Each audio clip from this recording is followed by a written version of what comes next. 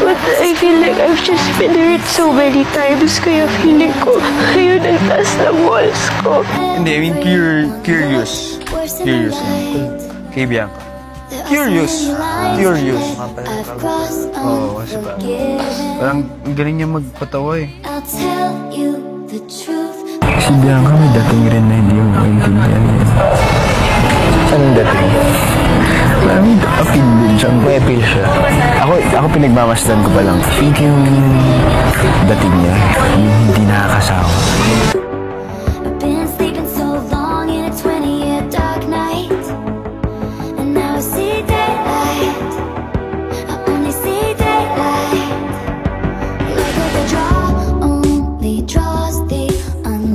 Ako yung nadidistract eh. Yeah. Yun sa akin. So scared.